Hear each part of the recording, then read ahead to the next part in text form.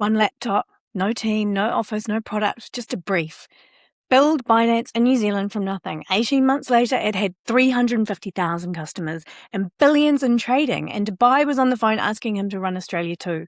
That's Ben Rose, youngest of 6 from London, studied languages at Oxford, and he, at 18, had one summer to learn Portuguese or lose his place. So he moved to Porto and took a job in a meat market where nobody spoke a word of English. He runs at things hard. He throws himself in.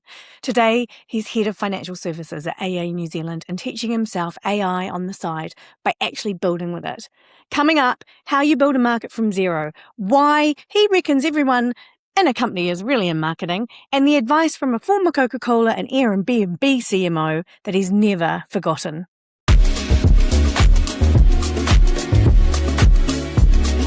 Ben Rose, welcome to Marketing Masters. I'm so excited to have you here. It's brilliant to see you. How are you going? I'm awesome. Thank you for having me. Cool. And what have you been doing recently? You've been playing with obviously some toys in the background there. Yeah.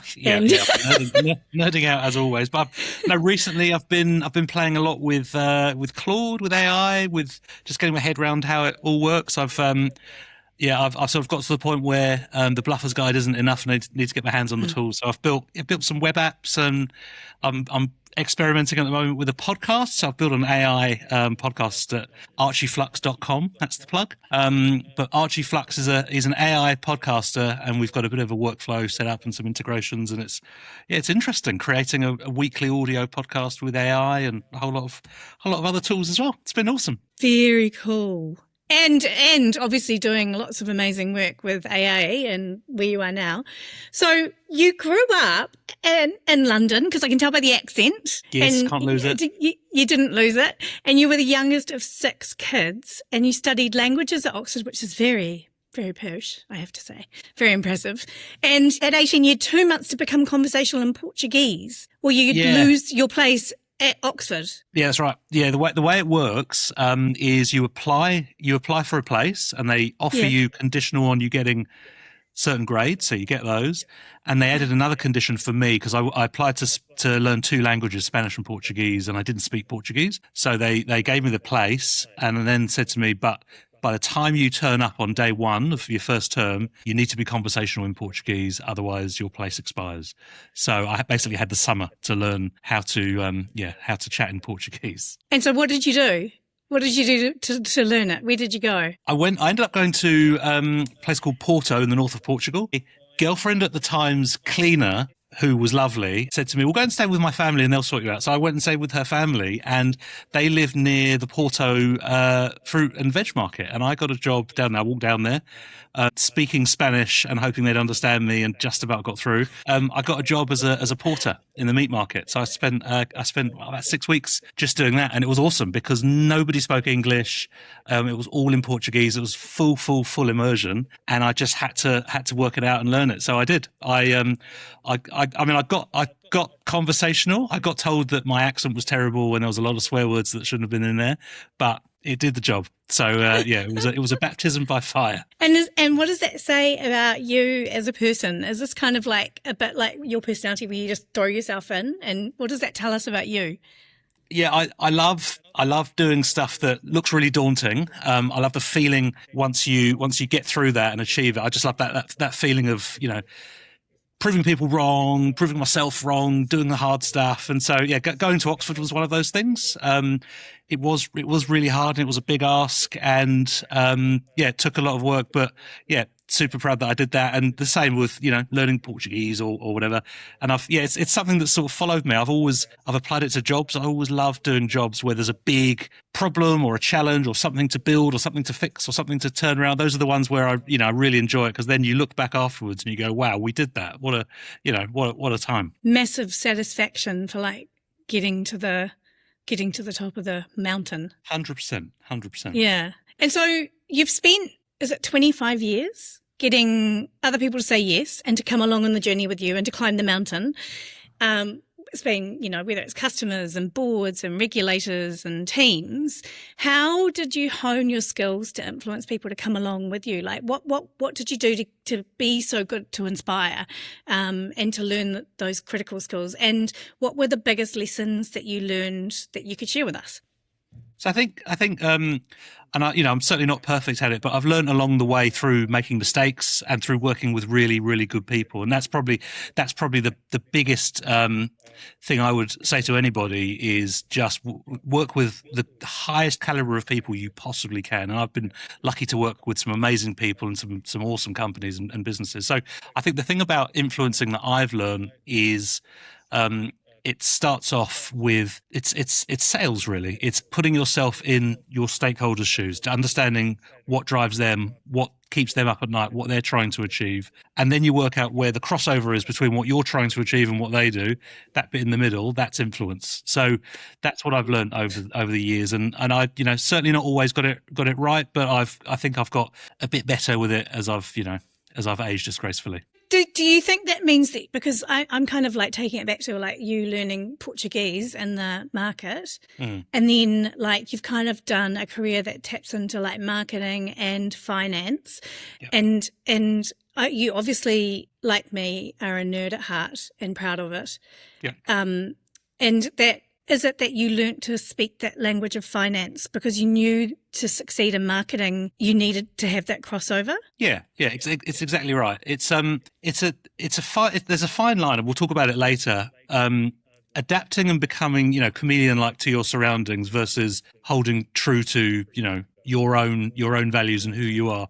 I've found there's a spectrum there, and I've found that in most environments that I've got into, whether it's a meat market in Portugal or going to Oxford University or working in a bank, coming in fresh to those places, you need to understand how they work and how those people there think and what drives them, so that you can influence them and you can work with them.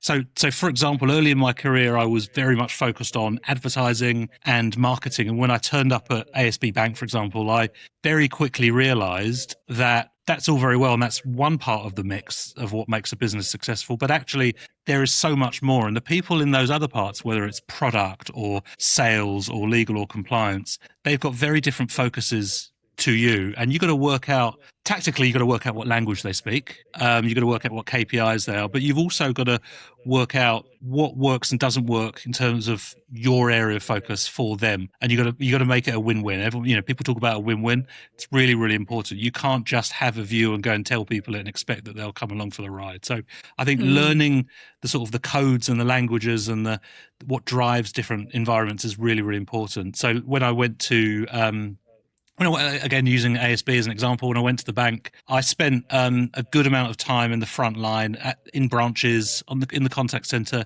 to understand exactly what it was that customers were saying and how we were responding, but also so that when I'm dealing with stakeholders in the future who might have worked there for 10, 20, 30 years, I could refer to some of that experience, use a common vocabulary with them. And, that's something that's served me well. So whenever going into a new role, making sure that I do my best to get to the bottom and get to the heart of how it ticks and what people are doing day to day. So you started in advertising. Did. In Soho in London. Yeah. In the golden age of advertising, when I'm imagining cocktails and beautiful clothes. I mean, it was deals. More golden age than now. Like the Carpenter's Arms in Soho, which was the pub near all the agencies, that would open at about 12 o'clock on a Friday and work would stop. So that was a bit golden agey, but it was. I didn't quite make the Madman era. Unfortunately, It was a lot of fun. It was awesome. It was a great place to be. Funnily enough, it was another competitive sort of situation where back then it was TBWA was my first agency, and they had a thing called AdStars where for their graduate intake program, I think there were about 8 spots. They held applications, and you had to go in and present on something you were passionate about, and then you get picked and go to the next round, or got told to go home. And they whittled it down from a good few hundreds. Who I remember we were queuing around the block, and ended up with 8 of us as grads that year. But what advertising gave me was exposure to a whole lot of different categories that I'd never really thought of or understood, and explained, showed me the the difference that really clear communications can make. It showed me about good customer service. It taught me, as my first job, about working hard and the value that you bring as a junior versus a senior, all that sort of stuff. It was, really, really foundational for me. And so you resigned to go and get another $5,000. Yeah, I was an idiot. What happened? Yeah. So, what happened? So I'm working in London, and I was earning my first pay pack. I'm pretty sure was £13,500, which is about 26,000 New Zealand dollars, and it was, a fair while ago, but it wasn't enough to pay my rent and for my food and for my travel. It was pretty tough, and so I saw a job come up at another agency, and it was basically the same job but with a $5,000, so it's £5,000, $10,000 pay rise, and I followed the money, went for it, got the job, and within about 2 weeks realised I'd made a mistake because the culture wasn't quite right. Adapted to the money because I'd changed my automatic payments and whatever, and I'd learned a really good lesson, which is do not follow the money. There are other things that define what is an engaging, a successful and fulfilling job, and while you've absolutely got to be able to pay the bills, you got to think about all of those things in the round, and I didn't, and I learned that. I learned that to my expense. I think I learned that lesson too. I gave up a job that I was so in love with because of money, and you go for it, and then I look back now and I go, oh, I shouldn't have, because it was such an incredible place to work. And I think that, do you think that those places that are truly incredible, where you make some amazing friends and you feel like at home almost, like it's kind of like you've landed in your right place? I haven't found that there's that many that I like in my career where I'm like, but there was a couple that just shone out like beacons. Yeah. Are you the same? Like just totally. Where you still connect with the people, like we still could meet up in a pub years and years later, and it would be totally so much fun just to see everyone again. Yeah. 100%. I think for me, what has defined those roles that I've really not only enjoyed but also done the best in were either a really, really good direct manager who was, coaching, building, investing in you, mentoring, a really big challenge with something that you needed to build or fix or turn around, and those are the ones where I look back and I think, I did a good job there. So whenever anyone is looking at their next role, those are some of the things I'd be considering. I'd want to interview the direct manager. Who is this person? Or if it's a CEO role, who's the board that I'm working into, and how am I going to grow and learn in this role? But also, what's the challenge here? What's the opportunity? Is it look, this is going fabulously, don't break it, which will be quite boring? Or is it listen, we've got a real problem here and we need someone to help us turn it around, which in my mind, not everyone's, but in my mind, that's the exciting stuff. So tell me about Jonathan Mildenhall, who I know is quite important in your life, and he told you to never pretend to be anything other than who you are. First of all, tell me who he is. And that sounds very simple, but I know that actually to live by that is really, really hard. So tell us a bit more about that story. Sure. So Jonathan Mildenhall is now in the States. He's the global CMO of a company called Rocket. He's been the CMO of Coca-Cola, the CMO of Airbnb. So, he knows a thing or two. And when I worked with him, he was the managing director of the agency I was at, TBWA. So he was at the top and I was at the bottom. And he was and is a really outspoken, confident, flamboyant, gay black guy, which back in the 90s when I was in agency land was more unusual than it is today. He comes from a Northern English background. He's defied lots of different stereotypes, and he's an amazing, amazing individual. And to go from that to being the global CMO of some of the world's biggest brands, I think that sort of proves the quality of the guy. And what I learned from him, and he said it to me when I was leaving TBWA, was exactly that. He said the one piece of advice I'll give you is to never pretend to be anything other than you are, because you bring value, you have unique value, and your job is to put yourself in environments where that's appreciated and can contribute. And if you're not in that environment, time for you to go. And it's that point that we spoke about a bit before, which is a balance between being true to who you are and adapting to your external environment. You got to strike the balance.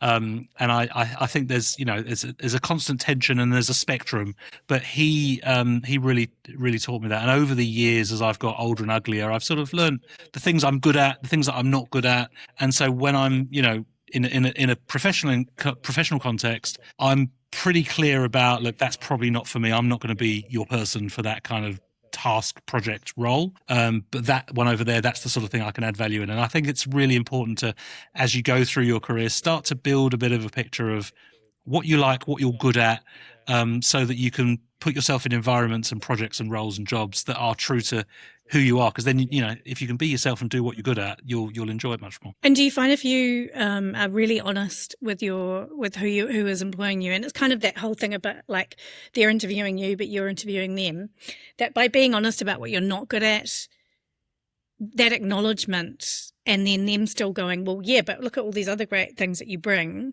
totally. Makes it a much better, more successful relationship going forwards, because then they also can help work on those things that you know that you need to make better. Yeah, 100%. I think you can tell when there's not a values fit with an organization. It's not always in the interview, unfortunately, because often in interviews, we as candidates present the best version of ourselves.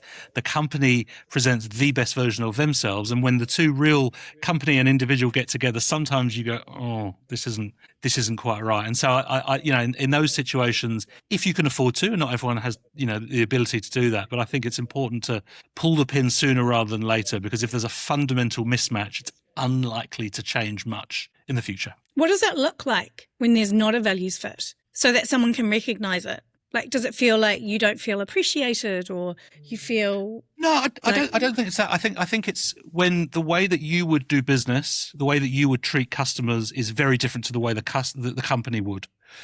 So I've worked in agencies where the view of the client was they're not very bright, they'll buy anything, our job is just to sell the thing in. It didn't feel great, or I've worked in agencies where they'll view the client as a real partner, and they bring expertise that we don't have in terms of domain knowledge, and we bring expertise that they don't have. So collaboratively, that's where I felt, that felt right to me, and that felt those were the places where I think I added the most value. In business, financial services, you've got different companies with different risk appetites, and you as an individual in those environments have to question whether your risk appetite matches the risk appetite of your company. Those are challenges that people face in that particular environment. So it's I think over time, as you get into a company, you work out the fundamental values that company has, not the ones that they say they have on the PowerPoints, but the real ones that drive the company, and you get a good sense of that feels right to me, or that doesn't feel right to me, and then you've got a decision to make, right? So you were in marketing at, was it Sovereign? Yep. When the CEO, Simon Brewis Weston, said yes. that he had an operating problem. And he said, and at the time you were in marketing, is that right? Yeah, totally. I'd only ever done marketing before. And he came to you with an operational problem. And what was your reaction to him coming to you with an operational problem as a marketer? And he asked you to fix it.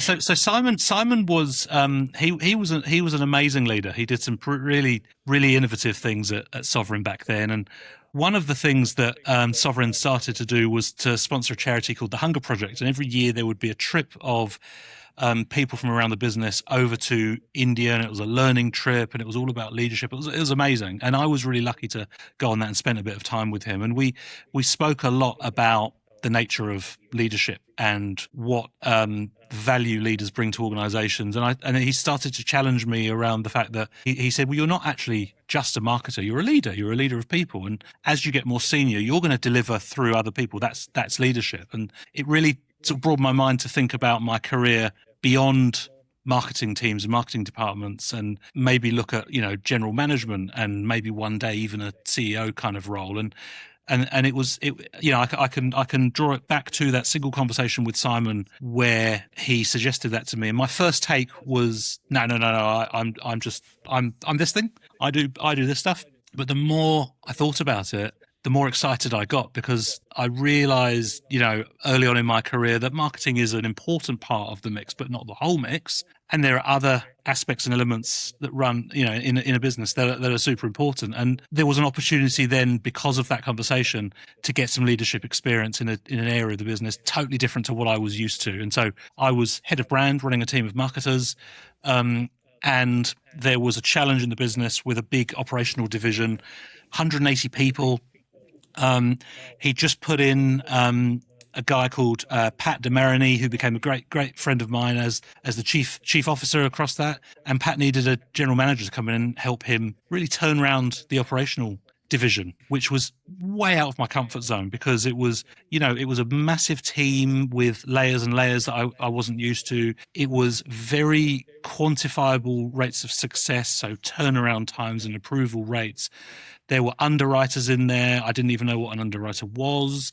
So some deep expertise from people who had been doing their roles for decades. And then here I am turning up, and I've got to build trust that I sort of know my ass from my elbow. I've got to get them to believe in a new direction, and I've got to support them to really change the way we were working. So it was a really big, scary challenge, and the end result of it was really good. Pat and I and the team, we turned we turned things around. We had people leaving every day, and we got the churn right down. We improved our processing times hugely. We did a whole lot of really cool stuff, and brought some great people in, and restructured the team, and it was fantastic. But it was hard. It was really hard. So on a daily basis, I was learning how to present myself at a much more senior level, how to achieve through layers of direct reports, how to get someone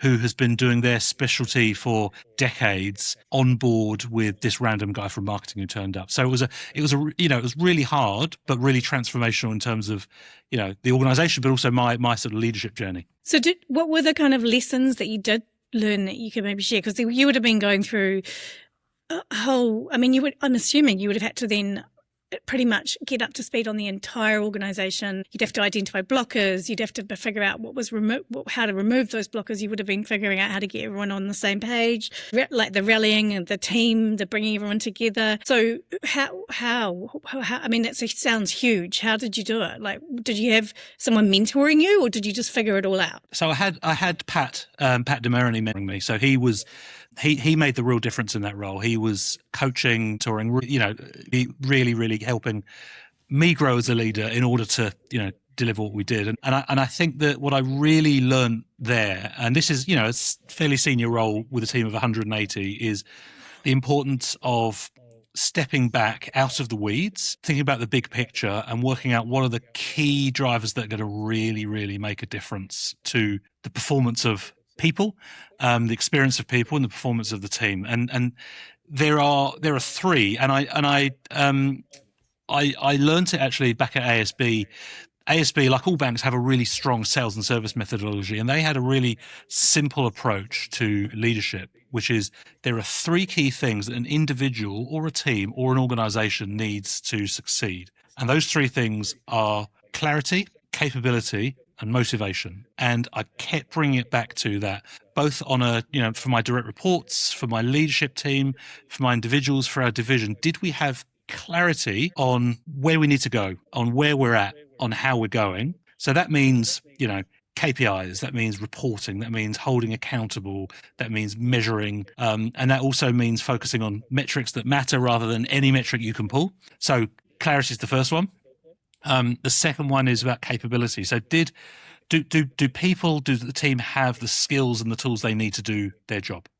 And if you look in terms of skills and tools, that differs by business and by team. But you got to make sure, if you're going to hold someone accountable to some outputs, you got to make sure that you're enabling them to deliver those. So clarity, capability, and then motivation. So why would someone choose to get out of bed and give you discretionary effort above and beyond making money for shareholders, because that's boring and that's not exciting for anyone. So what do they truly believe in what we're doing above and beyond putting money in the pockets of shareholders, the impact we're creating? And so that's what I learned is someone's got to be clear, capable and motivated. A team has to be clear, capable and motivated, and an organization has to have those three. And if you apply those three things, it actually simplifies the operational model of a business, because you focus on the things that matter, and as and when challenges come up, you can usually align it to one or two of those things.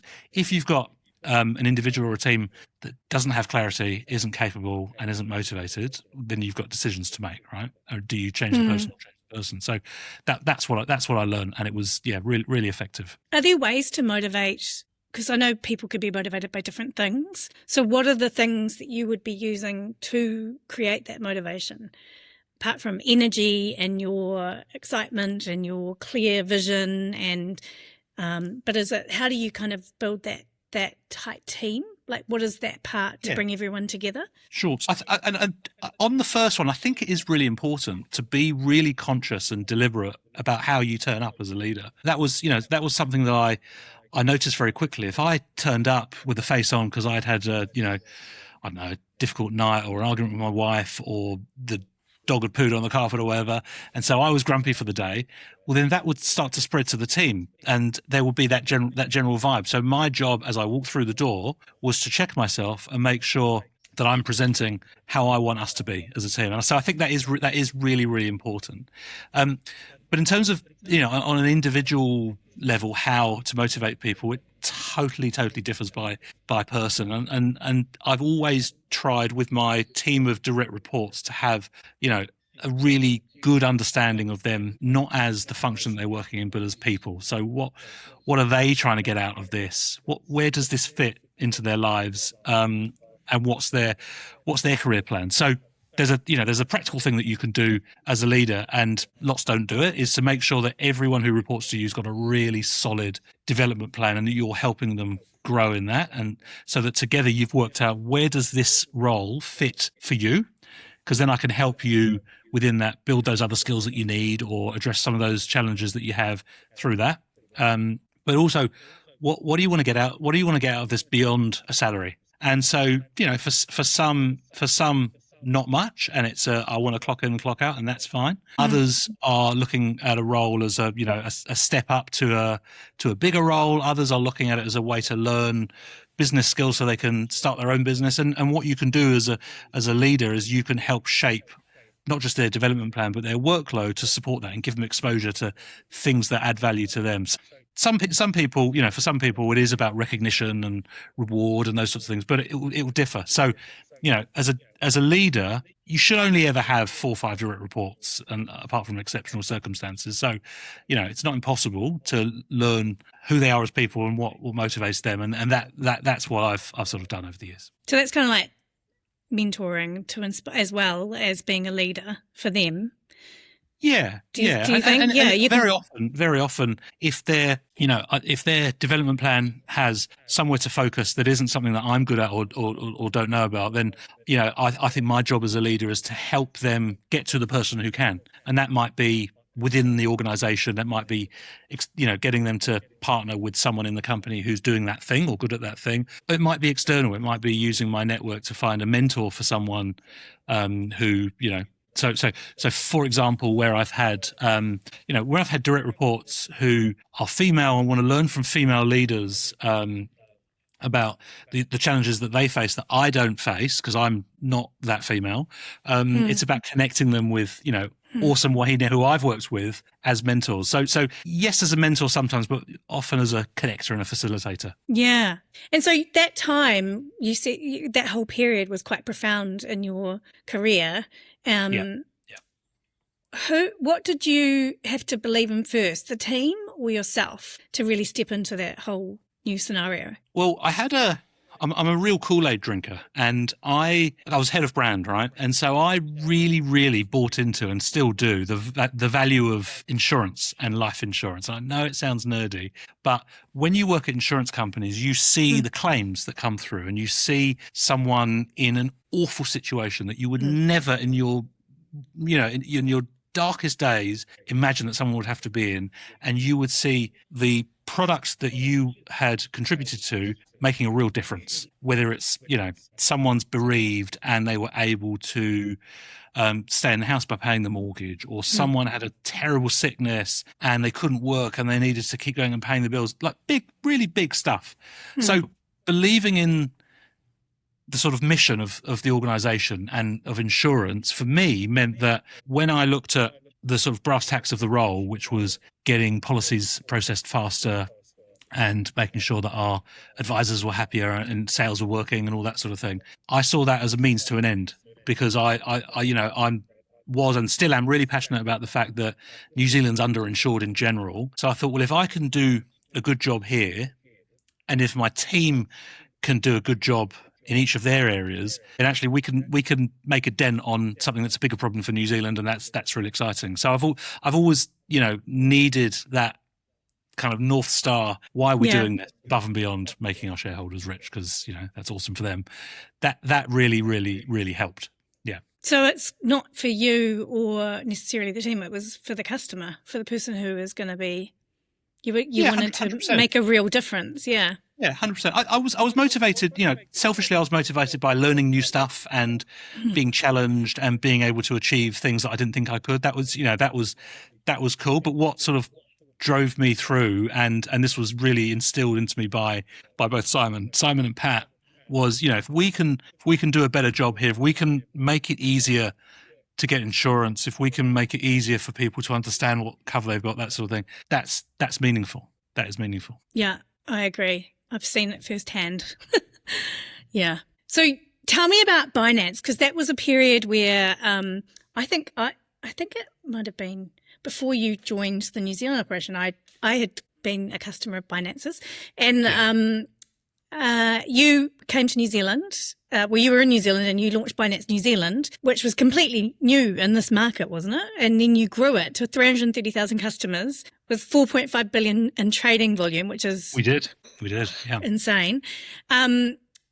What grew that huge success? Was it marketing? What was it? Like, how did you do that? And you were starting off as a one-man band in this market. Yeah, I started off as a one-man band, but very quickly built the team, and so we had a we had an awesome team. And so the big picture was crypto. The objective of crypto was to sort of revolutionize the financial services industry. You had banking around for hundreds, thousands of years. You've got lots of people paying more than they should for transfers and that sort of thing. And then this new industry, crypto, came up, and it was digital finance and digital assets, and all of a sudden it was a new way to do business, and it grew massively globally because there was a need for it. And so, Binance very quickly became the world's biggest exchange, and it's multi-trillion dollar business. And I think when I joined, there was an annual trading volume of $3 trillion or something silly.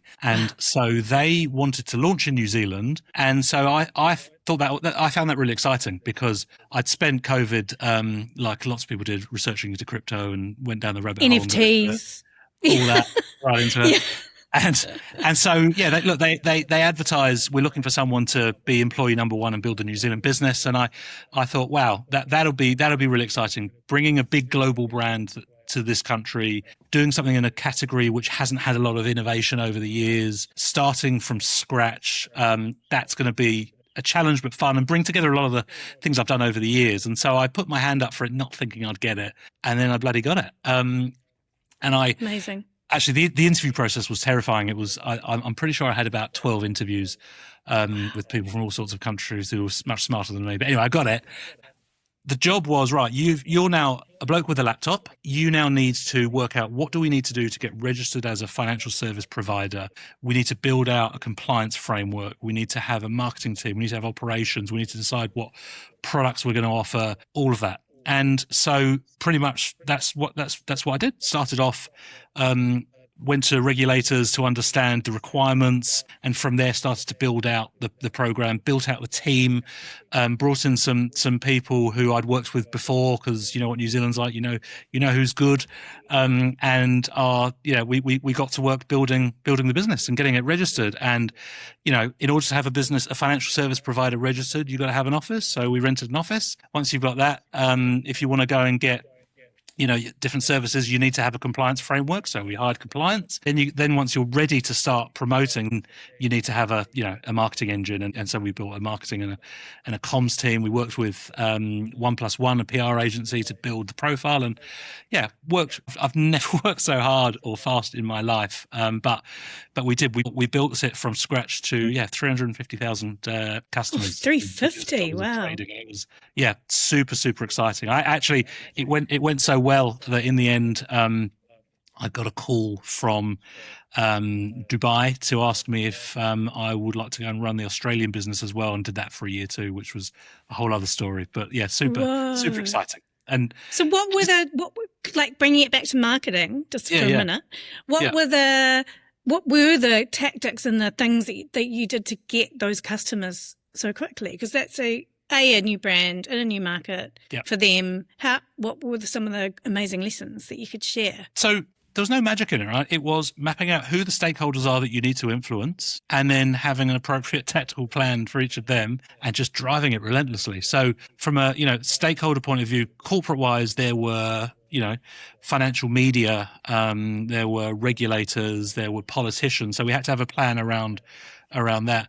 We had to have, it's a brand new brand to some, others have heard of it, but we needed to have brand awareness activity. So we looked at sponsorship and events, and then you've got to have, good old conversion activity. And so we just had a really strong, fully digital program of, SEM and conversion, tactical advertising, and just drove it really, really hard. We had, we had an events program, because in crypto, you've got real advocates, a real passionate core of individuals who are your brand ambassadors. So we held a lot of meetups and events where we would, run competitions and bring speakers over and give lots of merch. There's a lot of merch. So then you'd have, you'd start to embed the brand in the New Zealand crypto scene. We did a lot of outreach in universities to blockchain societies and clubs. And so it was really a sort of grassroots, ground up, just pounding the pavement, being really disciplined on who do I need to get to, who do I need to build awareness consideration with, and then how do I convert that. And then the beauty of the Binance engine at the time was it came pre-built with a whole lot of amazing lifecycle comms. So once we've got someone trialing the platform, then there's a trade and win offer that comes up, and a whole lot of that sort of stuff, and a really strong focus and lifecycle on activation and growth within the platform. So that was how we did it. Did you have any channels that particularly were really strong for the performance side? Yeah, I think the in-person, it's counterintuitive because they're, hard to scale. But in that environment at the time, when it was an early adopter community who we were trying to really get engagement from, that was what worked for us. So in the crypto scene, there were a relatively small number of high volume traders and people who were real diehards. So the goal was to engage with them. The goal was to engage with them, make sure that they felt that Binance was a local business that was onshore. And so engaging them would then lead to, because they were such strong advocates, would then lead to, kind of broader adoption. So that was the real focus. And the other one, I think, was PR for us. So, the fact that there hadn't been much competition in the local market. There was Easy Crypto, who were doing an amazing job from a local and startup point of view, but there weren't any global players who had really invested in the market. That gave us a really rich vein and a really strong angle to build up some presence and awareness that just really supported. It was really clear when someone had read an article in the Herald or the NBR, or heard me speaking on the hits, as and when they were then targeted with conversion activity, the uptake was far higher. So PR was a big part of what we did. That's really interesting. So it's like a real strong PR and influencer strategy to kind of build collaborational kind of relationships, and then build it out from there. Interesting. So you've said that we're all in marketing, really. What do you mean? What do you mean? Who? Everyone? Or just everyone in the business? Everyone in the business. Everyone in the business. Yeah. So if you define, I define marketing as working out what customers need and then providing them that. Okay. So that is the basis of marketing. That is the job of every single person in the company, to understand what their customers need, and their customers might be the end customer. It might be a team that they're working with. Work out what they need and then deliver them solutions that meet that. And that is what everybody in a company should be doing. We don't always, and you end up with divisional priorities and that sort of thing. I think one of the risks in larger companies is that you the further away from the end customer you get, the further away your actions lead. So I think if we think of ourselves all as in service of the customer, looking to deliver solutions that meet whatever it is that they need, I think we'll do better jobs. I like it.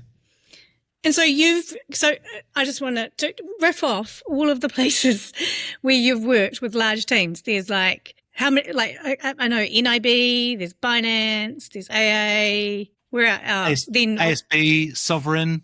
Yeah. So when you've moved into leading large teams, all of these amazing organizations like ASB and NIB and Binance and AA, what have you found most leaders are getting wrong about their people? Like, what are some lessons that you can teach us about how we can be better leaders? And do you have any kind of great insights that you can share that will help people to motivate their teams more and get the best out of them? Yeah, so in my experience, and it might not be the case for everyone, it usually comes down to clarity.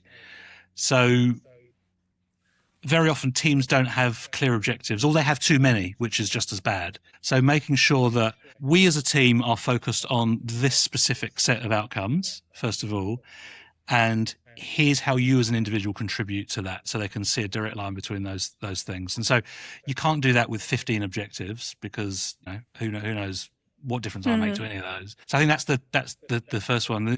The other point is investing in them as people. Where I've moved into leadership roles where the team isn't performing, very often, in fact, pretty much all the time, they haven't got a development plan, or if they've got one, it was a box tick, and it's not something that they really focus on. So they don't feel that they're growing or learning much. They just feel that they're just uninspired. Churning out sausages in a sausage factory.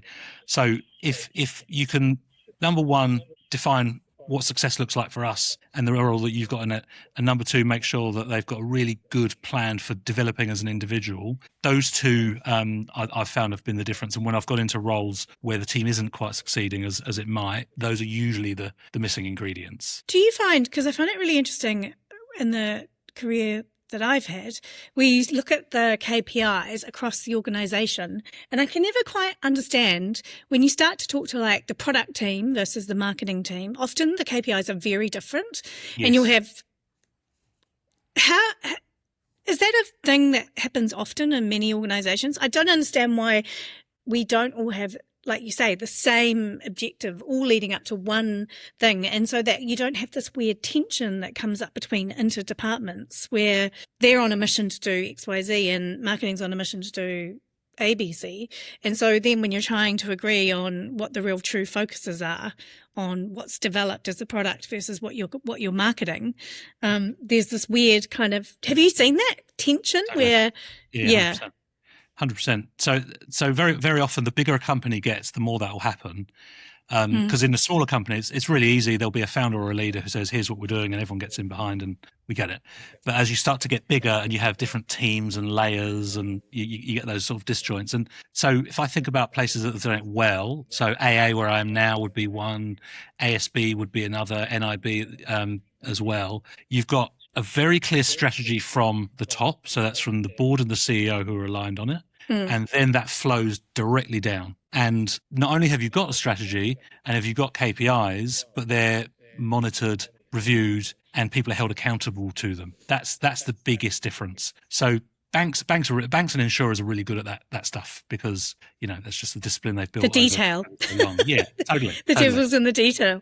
100%. Yeah. But you should in a decent strategy, you should be able to go to one team, look at what they're focused on, and go to a completely different team, look at what they're focused on, and see the joints.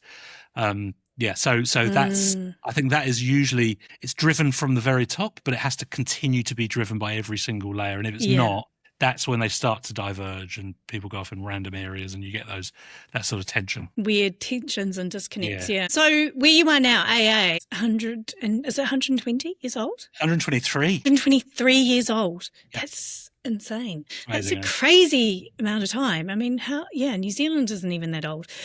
Well, as a country. So 1 in 3 New Zealanders are members. Yeah. And you've gone in and you want to double the financial services business. Totally. Yeah. That sounds really difficult.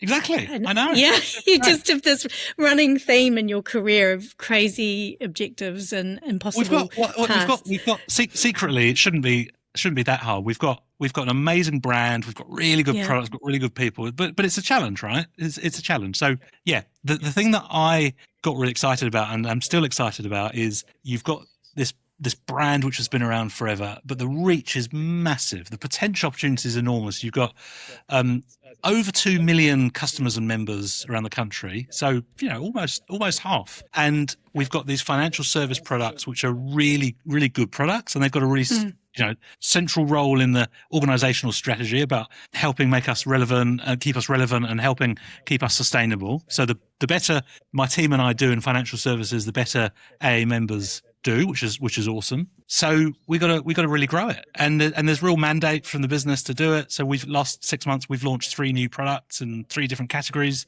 Yeah, it's challenging, it's fun, but yeah, it's meaningful. If we can do our job well, we can not only make big differences in different categories like life insurance or health insurance where not enough Kiwis are getting insured, but we can also make a difference to this organisation that's been around for so long and help it be around for another century, and also, have some fun along the way. So yeah, it's cool. It's interesting. Organisations like that, I think, though, have a bit of muscle memory. Like there's they can move a bit slower, and there's different layers of complexity because it is an older organisation where people do what they've always done. How do you actually shift from the inside, or how do you shift from the inside without breaking that trust and like the success that brand's had? Like, how do you? Because you've got this innovation and this spark inside you, and you've got fire, passion. Yeah. And so how does all of that work in such a legacy environment? So I sort of take my lead from our CEO, Nadine Terriora. So the way that she approaches it is, look, we're kaitiaki of this brand and of this organisation. So our job is to leave it better than when we turned up.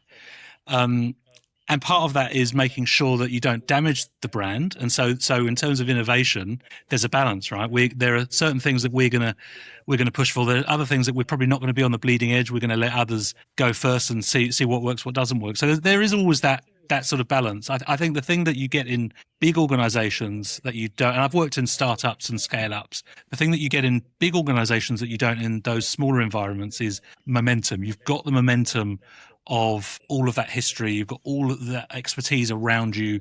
You've got some really strong tools at your disposal. You've got partners, of kind of the highest caliber. So you've got a lot of stuff going for you. One of the challenges is agility, though. So it's that sort of momentum versus agility. If you're in a startup, you're super agile, but you've got no momentum. And so you've got to overcome that. So I think when you're innovating in a corporate, it's about how you harness the momentum but get more agile than you might have been used to, and that's the challenge and the opportunity. So I think we're always having conversations about the right balance, but the good thing is if you've got your customer at heart, and we really do have it's all about the members, then you go, well, we're going to invest in that new product, we're going to drive that new product because that's going to be good for our members. And so back to the point before about being really clear about the strategy, if what you're doing is dead on aligned with the strategy, then it becomes a lot simpler to kind of get traction. So that's where we're at. And we've got in our business, we've got my boss,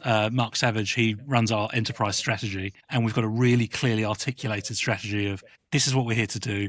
This is the role of each of our areas. This is the role of our product. So I'm super clear about that. And that means I can turn up and say, well, you've asked me to do that thing. So now can you support me to build this thing to achieve it? And so far the answer's been yes. I'm curious with AI, with data, with a connected system, with the pace of change of everything that's happening right now. Like, even when I probably was writing the questions for our interview today, I don't think I would have thought AI would have changed as much as it has and how powerful it has become in such a short time. Yeah. So what is that key to success in this, like this next 100 years? Is it about the infrastructure, the customer data view, the single customer view? Is it about the AI system that's going to be at the heart of it? Like, what is it? What is it going to be? So it's always been about the relationship with the members. AI gives us awesome tools to deepen that and do that differently. We've got to work out how that fits with, a human interface, because we've got and we'll have physical branches around the country, because that's really important to us to be in our communities. Other people are going to want to engage with us through an LLM, through a headless version of a sales process that they get ChatGPT to go and choose them a policy or whatever it might be.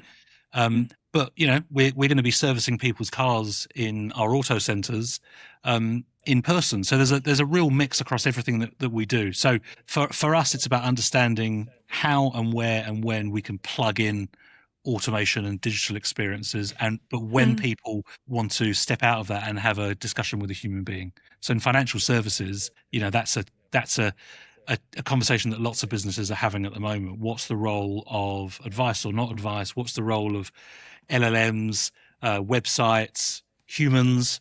Fewer people are going to websites right now and going through sales flows. People are now accessing product information through AI, their agent Claude. going and doing a trawl of 5,000 sites instead of them doing 5 sites. So it's all changing. But for us, it will always be a mix, but always back down to our deep understanding and relationship with our members. But is that single customer view going to be key? Yeah, 100%. We've got we do a lot of work internally on that. As you can imagine, an older organisation has lots of different areas of data. Systems. Pulling those together and understanding the linkages is it's a big focus of ours. So like all companies, we've got transformation happening and big projects and big investments, but that underpins all of that, is making sure that we've got clear data to make sure that we're increasing our relevance to members. 100%. You went to Oxford, studied at INSEAD, built businesses across 2 countries, led a global crypto exchange, and you've said New Zealand businesses don't aim high enough. What do you think New Zealand businesses need to do better or more of? So working in the crypto space opened my eyes to global capital markets and startup growth and investment in a way that I'd never seen locally. And what I realized is, apart from a few exceptions, the Halters and the Rocket Labs, most New Zealand startups, the traditional path is New Zealand's my first market, then I'm going to go to Australia, then I'll do the UK and that sort of thing. In lots of countries where they've had huge startup success, Singapore, Israel, for example, the startups will not even look at their local market. They'll go global from day one. And that's where, you think about what Zuru's achieved. That's how they've achieved it, right? For me, I think we've got this is an amazing place to live. I love New Zealand. I've made it my home. It's awesome. The comfort and the ease of living in New Zealand sometimes takes away the onus on, business people to push hard. And so I think if we really want to improve the issues that we all know about, productivity, et cetera, we need to take a bit of a different approach. And so if you look at the rich list recently, you look at some of those new names on there, they've done things quite differently to, historically how we've done things as startups and scale ups. So I would be looking to that new wave and saying, how does the global from day one approach that other countries take, how could that redefine the approach we take to growing businesses here? Yeah, I reckon that's really interesting. I know I'm working with a business at the moment that's going to America. And so that's really exciting. Like, awesome. I've never done that before, like help someone break into America as a new brand from New Zealand. It's super exciting. It's crazy.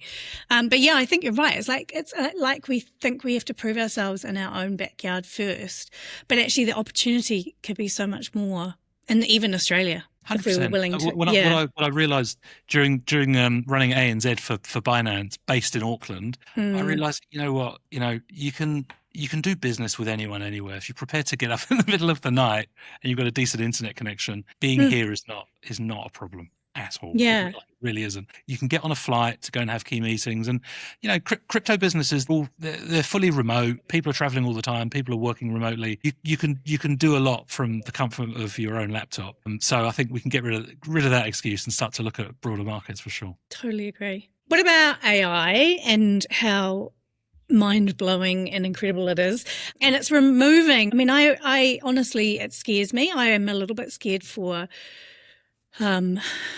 people going through university and my kids who aren't there yet, but they're still at school. But like, what is it going to do with all these entry-level positions? There's not going to be a graduate pipeline, possibly. No. What do you think the future might look like for young people? And how do they get their first job? Like, what are they going to do? What do you think it's going to be? I'd love to know what your thoughts are. I think we've got big questions to ask of educational institutions and what their role is now, because the reality, this has already happened, So I think there was a survey recently in the US. I think 1 out of 2 graduates, new graduates, wasn't finding a job for 18 months. So, it's happening. And I think the reason is the traditional model pre-AI was you'd have a load of junior roles where you would train people up and they'd be doing stuff where if it went wrong, the consequences weren't that high, and that was the path.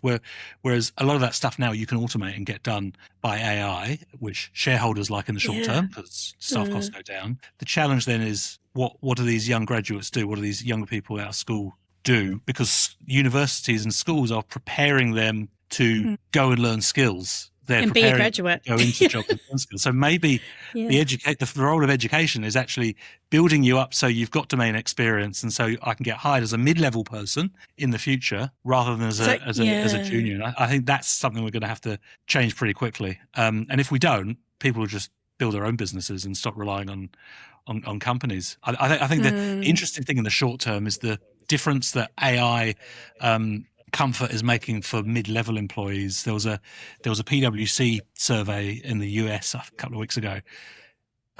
Employees who are comfortable and using AI are earning on average 56% more than those who aren't. And that's today. So the way I look at that as an individual in the workforce is I've got to get all over this. I've got to get all over this and quickly, and not just know how to write a prompt, because that'll be table stakes in 6 months. It's really understand how to design workflows, how to assess outputs, all of those sorts of things. Because if I don't, then those younger graduates who know that stuff really, really well, they'll build up enough domain expertise so that I'm not relevant. So I think every individual has to focus on their relevance, getting upskilled. And I think, we're going to have to change the way we educate our youth to make sure that we're preparing them for what they're coming into, not what they were coming into 5-10 years ago. How are you upskilling yourself? Are you just self-learning, self-training, watching videos? Yeah, totally. So I've swapped Netflix for Claude, basically. So rather than, catching up on the latest series, I'm basically getting on Claude, understanding co-work, building stuff. So I've, I wanted to get beyond talking about AI and understand actually how it works. So I've been building web apps and optimizing them and learning different skills and getting it wrong a lot and working out how to improve it, looking at the outputs, looking at the analytics, seeing how they're working, doing things like, building an app and seeing if I have it advertising funded versus another version which I have a paid version, what's the uptake like, what's the behavior like, doing those sorts of things. So I've done those things just in the evenings and weekends, and that's really helped me get my head around how it works, what some of the tools are, because if you want to create a voice file, then you need to understand, what does 11 Labs do and how does that integrate? If you want to put in a paid layer, a subscription model, you've got to integrate with Stripe. Stuff that previously as a general manager, I could probably talk the talk on, but not actually do. Yeah. Now I want to, I'm understanding by building stuff. I think that's the best way for people to do it. And so do you, just to put a little wake up moment in there, I think you've built, how many websites have you built using AI recently? Is it 9? 11. We're 11? Only 11. 11. Yeah. So I think that's a wake-up call for people who are listening, that you've been able to go and build your own little And like, for instance, I'm guessing, and you can correct me, one of those might have taken you a few hours. Yeah. I've sort of got the workflow down pat, so it's more efficient. So it's a couple of hours. So if you go to build a whole website, go to roseventurelabs.com and you can see them all. Basically, what I've done is I've done research into global search trends to see what are the things that people are looking for. What are the things that I can build a simple web app? It has to be simple because I'm not very good at this stuff and I'm a beginner. Build a web app. How do I optimize it for SEO, for organic search? How do I optimize it for GEO to make sure that it's getting cited? And then getting up and buying a URL and linking the DNS and learning terms that I didn't know and doing all that stuff. And then also integrating things like Google Search Console and analytics to understand the behavior and optimizing them for traffic and engagement. And then, looking at stuff like if I do a paid layer, how might that work? So building that paid layer, integrating payment. So just to get my head round how this stuff works. And it's honestly, it's fun. Like, it genuinely is fun. It's more fun than watching Netflix docos. So that would be my recommendation: is swap Netflix for Claude, and You'll thank yourself in about 6 months. It's going to be really interesting to see where that goes. Like, you could end up having, I know one guy that I was talking to, he was planning a wedding and then they decided, we could turn all of this. They didn't hire a wedding planner. They decided to create an AI wedding planning tool, and they were like, we could share this, and people are paying to have access to it, and it's planning other people's weddings. It's like, that's awesome. It's crazy. Simple things challenges you've had to deal with yourself, and then turning it into something that could help other people. I mean, we've spoken a bit about development plans and the responsibility of your manager to help you grow. That's one thing. But I think particularly in a world that's changing so quickly, it's also on you to take control of your career as well and say, look, this thing's happening. Like, it's happening. It's happened, in fact. So what can I do in addition to everything I'm doing in my day job? What can I do to upskill myself so that as and when it disrupts the business I'm in or the category I'm in or creates opportunities, I'm one of the people who get it and can excel in that world. So I do think it's important for people to spend a bit of evening and weekend time on that stuff, because if you don't, you'll find that you get left behind, and that's, no one wants to be there, right? So I really encourage people to go beyond the news articles and just have a crack at building some stuff. And I think I, like you, am a Claude addict. I was on ChatGPT for a long time, and I saw the light, and I converted over. Oh, 2025 now, come on. Yeah. So not sponsored, but gosh, Claude is mind-blowing, and co-work, and I mean the web browsing tool and everything. It's ridiculous. And then did you play with Fable when it came out, like briefly? Very, very briefly. But then it got turned off. What a story, right? I mean, So the government tells the company to ban it, and it's pulled. I mean, that's interesting, right? As a completely different discussion, but in a environment where new business, you've got these few players. Yeah. The impact that a government decision can have on the output and compute of a whole lot of different companies, really important, really interesting. I think somebody built. I'm trying to remember which website it was, but somebody built a copy of a really complex website with one prompt, and it just went off and did it. It was GTA. Someone created a working version of GTA, which had taken years to build. They used Fable to do it. I think within about half an hour or so, which is just terrifying, mind-blowingly scary. But imagine. If you think about what AI does, it just drains the moat that was around lots of organizations, lots of disciplines, lots of companies. So that's something to have a think about. If you're in a company, if you're leading a company or working in one, it's right in this new world, which, like it or lump it, is here. What is our special sauce and expertise that we can continue to use to add value? Because friction and it's hard to do what we do, that's sort of going, right? Yeah, no, I totally am with you. It's crazy and it's amazing, and I think it's really exciting. And I think being like, I can literally sit there and be playing on Claude, building stuff, doing stuff, whatever, and it will be 8 o'clock at night, and then suddenly I'll look at the clock and it will be midnight, and I'll be like, it's an issue. What happened? It's a challenge. There's another challenge there. It's like binge watching my own creation. Yeah. Absolutely. So, just as we're wrapping up, I wanted to lean into the cool stuff that you have been doing with Ronald McDonald House. Your board chair, is that right? Yes. Yes. Yeah, been board chair. And been on the board there for 7 years now.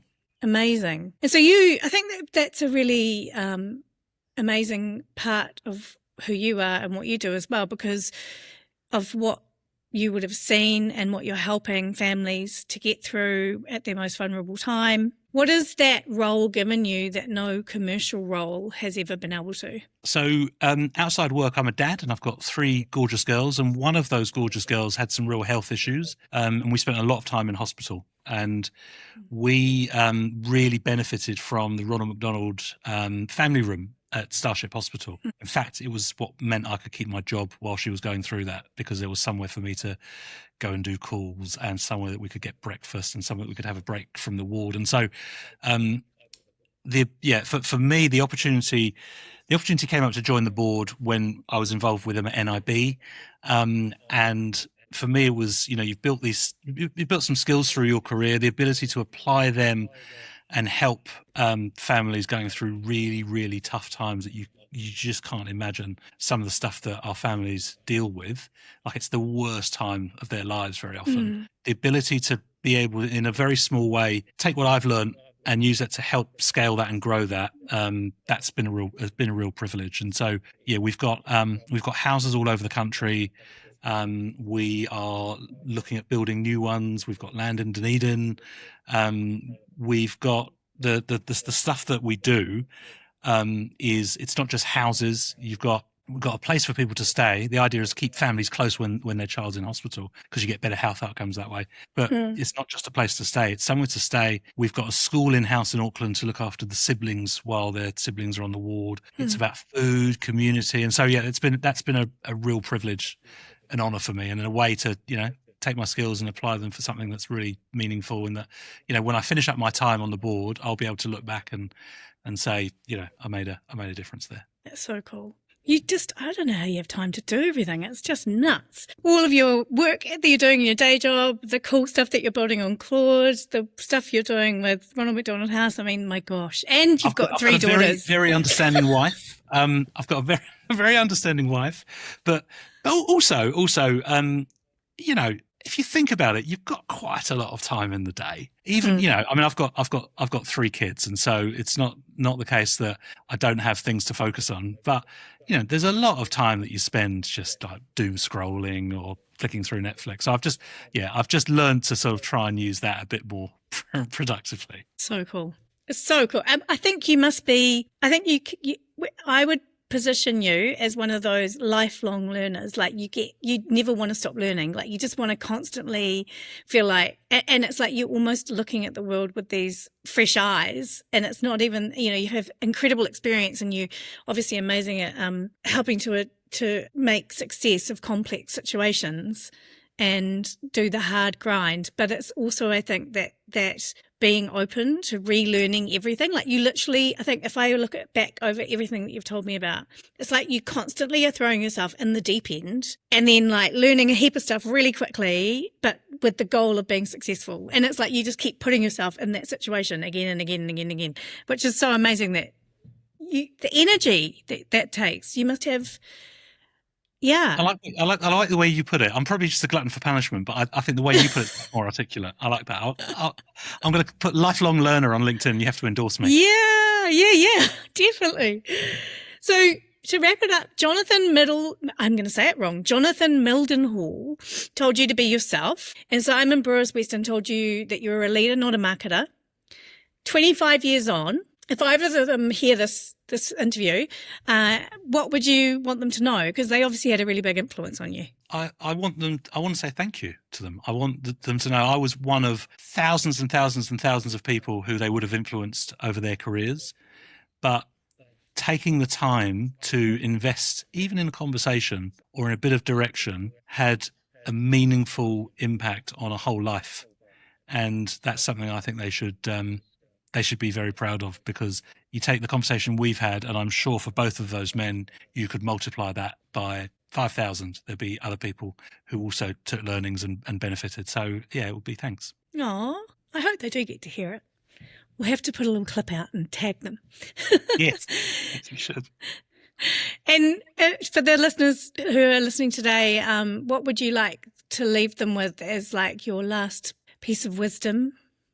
And that they should think about, like, to inspire them to kind of, I think, be a better manager, to be as passionate. Like, how do we all be as passionate? And that lifelong learning attitude that you've got, I think, how do we all be a bit more like that? Like, because I think those are really incredible values and things that you do to make you have such an incredibly successful career. So I would recommend people think of your career as a challenge, gamify it. Think of every role as an opportunity and a step to the next exciting thing. So what value can you add so that when you come out, you say, I did that thing, I achieved that thing. That's another skill I've built or achievement I've built. Think about how you can add value to that organization in a meaningful way. So don't think incrementally, think big. And also, before taking a role, before going onto a project, try and understand if you really align with the vision of it. Do you really buy into big picture what it's trying to achieve? Because if you don't, you won't do a very good job. And if you do, you will. Good advice. Well, I've been very grateful that you took the time to join me today. And no doubt we will get you on again in the future, because now that it's happened once, I'm going to be swinging back round in like a year's time, and you'll be like telling me about all the crazy AI things that you've been building and the most amazing rewards that you've been developing and success in the role that you're in now. So yeah, I think it's really cool. Thank you for joining me. Thank you for having me and for staying awake throughout the whole thing. Don't be silly. Thanks, Ben. Amazing. Really enjoyed that. Thank you.